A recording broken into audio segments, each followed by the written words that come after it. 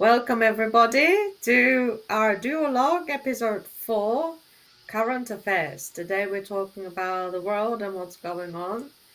This is one of the topics that Chris is quite passionate about.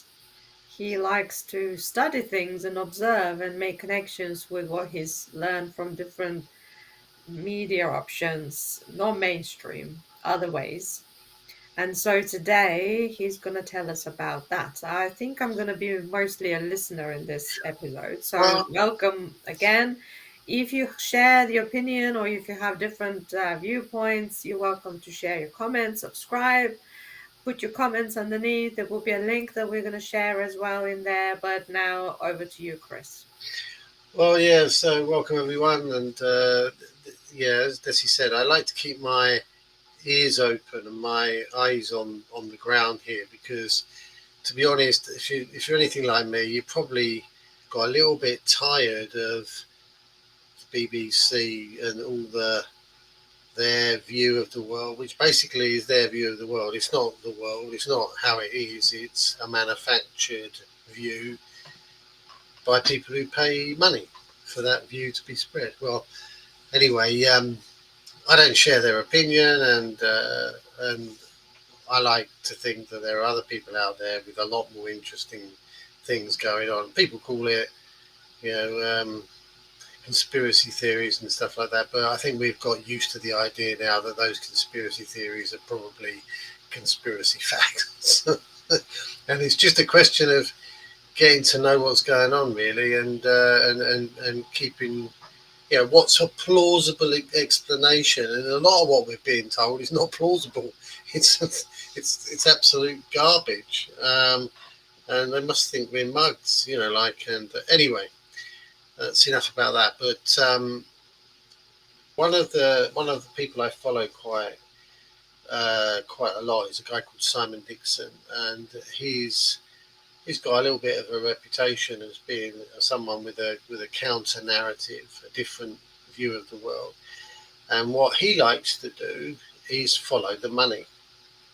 So it's all very well what people are saying, but what they're actually doing, and where's the money flows? Because very often when you see the money flows, that's where the reality is. And basically that's what he's built. He used to be in the city, and he recognised that the money system that we're living under is a complete Ponzi scheme. It only works if you create more and more debt, and keep piling more debt to pay off the old debt, and you keep piling it on, and in the end, it's $37 trillion in the USA of debt. Well, that's a lot of money. When if you measure money in terms of seconds, and you say a pound is a second, then a trillion pounds is 32,000 years. 32,000 years. Jesus Wow. was born 2,000 years ago. Sorry, That's beyond human 20,000. comprehension. Sorry? That's beyond our human comprehension. Yeah, 2,000 years. It's not very long, is it, really? And it's 16 times that. That's 1 trillion. Now, they're in debt by 37 trillion. And in actual fact, if you take the bigger scheme of things, it's many multiples of that. So it's horrendous. We're in a big, big problem. And what Simon has basically deduced is there are, and I'm a supporter of this theory because I think if you have a good idea of the way the world is governed, it's not the way we're told it's governed. Essentially, we're told that the top of the tree is governments. Well, in Simon's world, they're third in line. The first group are the people who own, the vast sums of capital in the world. Your BlackRocks, your Goldman Sachs. These are the people. Even the Bilderberg groups and all the people that earn vast sums of money. Your Bill Gateses, your Rothschilds. These people own huge sums of money. Like beyond our comprehension. Anyway, they're they're basically in the elites. They're the first level, and this is where all the decision making and everything. And this is when they decide what they're going to do and how things are going to play out. And these are the people that are uh, who are responsible for creating the wars. You know, the military industrial complex and everything. And this is when they decide what they're going to do and how things are going to play out. And these are the people that are who are responsible for creating the wars. You know, the military industrial um, complex, uh, and consequently, they are the first level. The first level. That's where everything's decided. And what they use to get what they want done is all of the intelligence apparatus. So MI6, FBI, CIA, all of these, Mossad, all these people who are terrorist groups that are set up and everything. This is all organised by the intelligence agency apparatus. You know, they do it through drug trafficking. They do it through sex trafficking. They do it through weapons trafficking. They do it through human trafficking. See, how is this stuff going to be closed off and shut down? Because it's operating at a level higher than governments. So governments may be sent into, oh, you've got to reduce drug trafficking, and all this kind of stuff. They're not even aware of what's going on. They're lower down the pecking order. So consequently, if you think we're going to get anything soon from this area, you're mistaken. This is done at a much higher level because this is where the money's made. They're using these tools to manipulate money, manipulate governments, manipulate people, and put the money where they want to have it. So, so in their own pockets. well, but these pockets are so deep. It's like how much money do you need? You don't really know. It's power and Mm, control. yeah, They don't need any more money. Bill Gates doesn't need any more money, does he? it's what money gives you. Yeah. So, Yeah. and then the third level, you've got governments, and what happens is that these intelligence agencies orchestrate false flag things, uh, events that happen, coups, takeovers, so they can install the governments that they need to be able to create the objectives that they want to create and roll out their programs from the instructions from the higher levels of control. So this is his idea. So if you think you live in a democracy, where's democracy? It's just a show, which I've known for years. It's just a show to con people into thinking they've got some level of control over their lives. They haven't. The only way you've got any control over your lives is getting out. Because if you're in the system, which, to be honest, most of us are, we all are really. You're just being buffeted around by whatever these people want to put in place.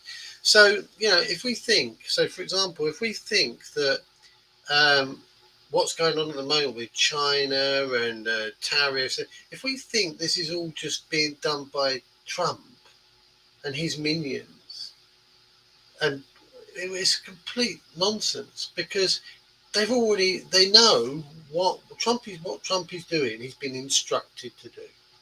Mm, And what he's been instructed to do quite clearly, and this is where Simon comes into a little bit of history. He says, what happened in Bretton Woods 2? If you don't know what Bretton Woods is, it's where they decided that they were going to put the dollar in the place of the pound, which was from the First World War. If you like, the pound was the hardest currency. And what happened was Britain lost the First World War. Then they lost the Second World War. And when the Second World War was lost, what the Bank of England had done is basically sold Britain down the river and said the USA was going to be the main currency. It became the reserve currency of the world and assumed dominance. A pound was sacrificed. And the Second World War and the First World War were all organised. They were all organised to bring about change and to get Britain so the Britain got into debt, all contrived, and so much debt they had to sell themselves down the river and say, okay, now we accept that America is going to take charge.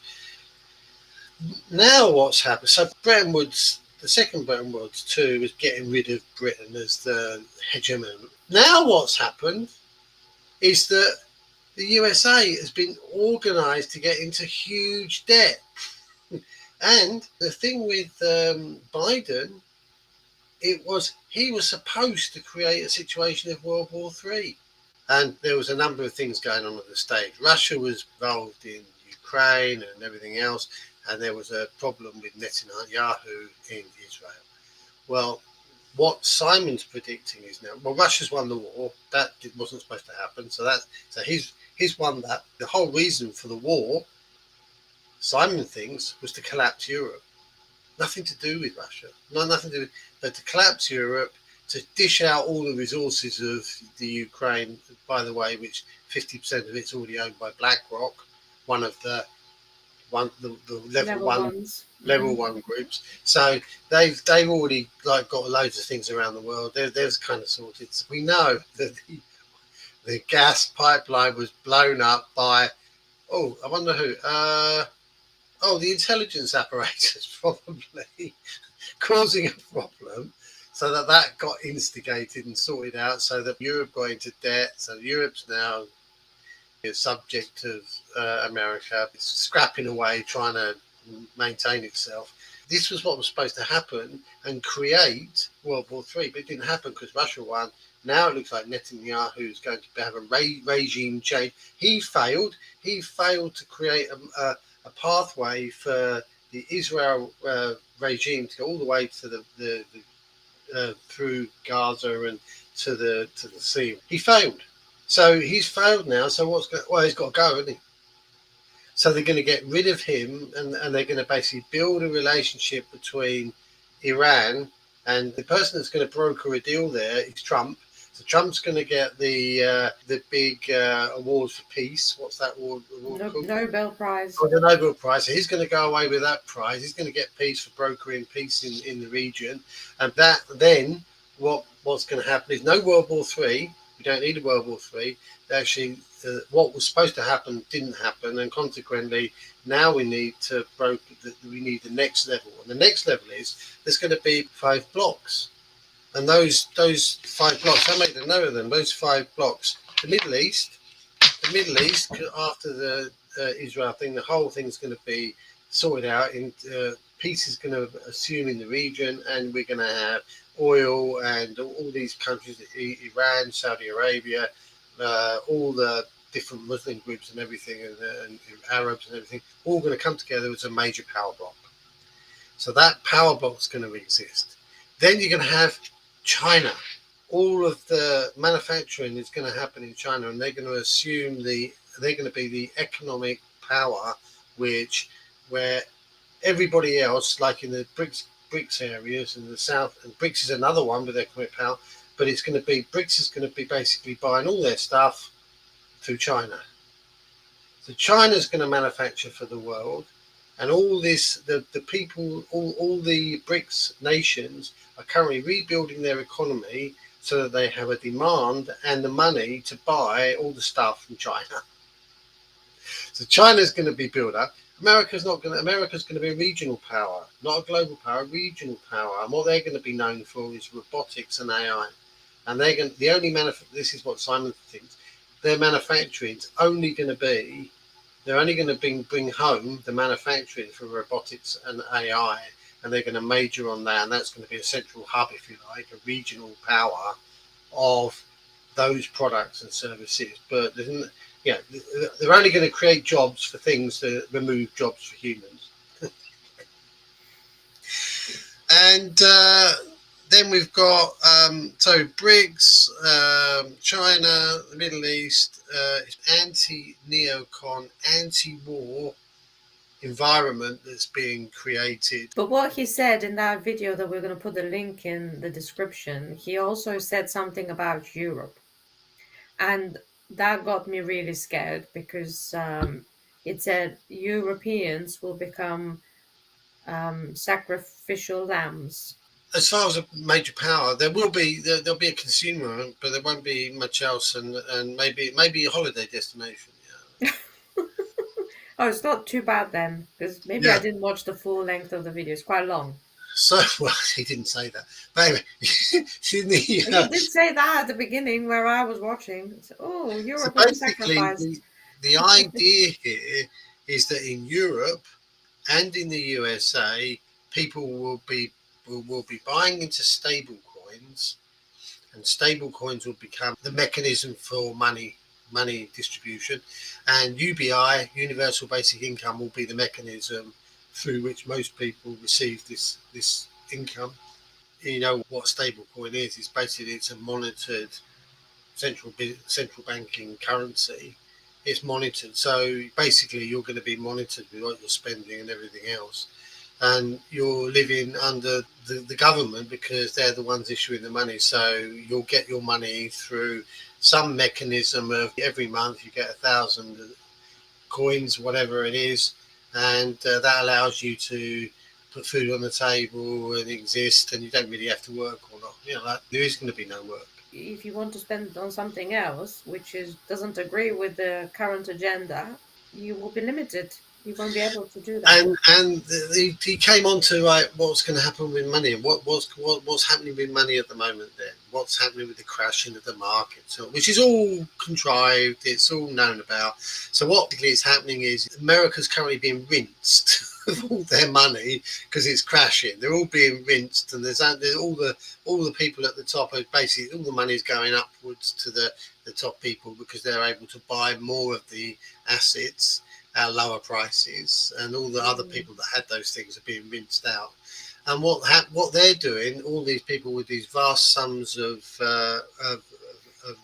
capital, what they're doing is they're buying up Bitcoin. So there is a central buying capability for USA for Bitcoin. ETF? No, well, no, that's another thing. So what's happened is that all the people that had all their money in these equities, they're buying Bitcoin ETFs. But a big Bitcoin ETF is linked to a Bitcoin, but the Bitcoin is actually with the main person, like BlackRock. So you've got access to Bitcoin. You've been exposed to Bitcoin. All your money's gone into it, like it would have gone into Bitcoin, but you can't change it for Bitcoin.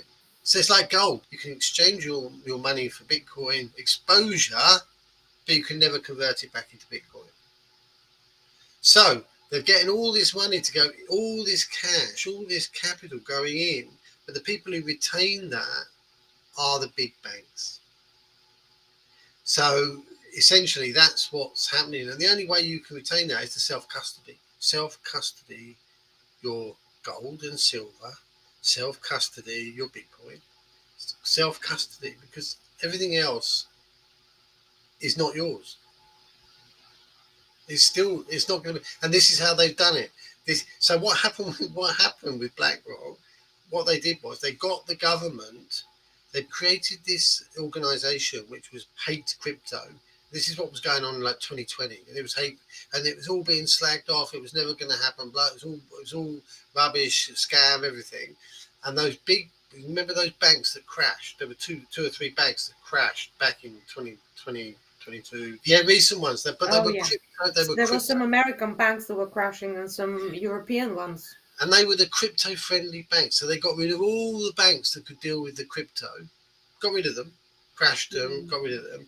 Then what BlackRock did was they got the uh, got the Bitcoin ETF approved against all the odds. It was like that's never going to be approved because look at all this that's going on. And it's never been. They got it approved. How did they get it approved? Why did they get it approved? They got it approved so that the central banks could get exposure to Bitcoin related, get all the money from people into Bitcoin, but not get the Bitcoin. They actually just get the exposure to the Bitcoin idea.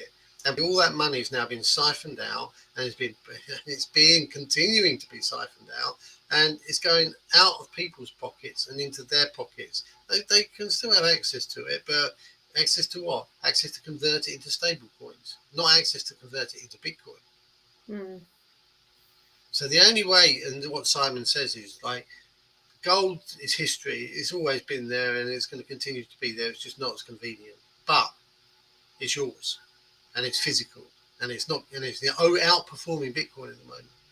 The other thing that's yours is self custody of Bitcoin. It's yours, your money, money you can spend, money you can own, money you can do what you like with. Anything else, if you're saving in any other mechanism, then it's just being. If they decide to get rid of it and put stable coins in its place, or downgrade it, or inflate it away with inflation, it's like it's just being lost. It's not going to be your money. It's not a place to. It's not a place to grow your wealth. And yeah, I seriously advise you learn a bit more. Learn loads more. I don't know what I'm talking about. I know some of it, but not all of it. And I can't eloquently as Simon Dixon tell you about, because he's been doing living, breathing, and this stuff for 15 years. He knows what's going on. He knows what's been happening, and to be honest, I think he's telling stuff that you need to hear, not what you want to hear. unlike unlike the propagandized media, which is telling you stuff they want you to do and follow because they know it's in their master's interest, not in yours. It's an interesting world we're living in, but you have to really keep your ears and eyes open, because with AI and all this, how do you know who's telling you what, and how do you know whether it's in your interests or not? The only thing that's in your interest is get some gold, get some silver, or get some Bitcoin, because I don't think you can trust anything else. Yeah, I mean, Simon Dixon's mantra is very, very simple. He left the financial institution, the stock market, and everything, because he could see it was a Ponzi scheme. It was a scheme that all it did was create a bigger divide between the rich and poor, and it siphoned off the money from the poor to the rich. And it continues to do that even to this day.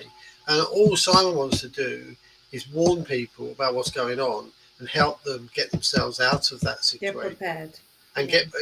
and get out of that situation, so that what they're saving, they're keeping. Media is so powerful, and the governments are so powerful in spreading their message. How can a lone man get their message out there when there's so much skepticism in the world, and when you're being told like, I'm not gonna, but like COVID was the same story, wasn't it? And what Mm. now, the tariffs are about the small businessman or the small business not being able to survive, because the tariffs are going to kill off all the people that can't afford to ride the store.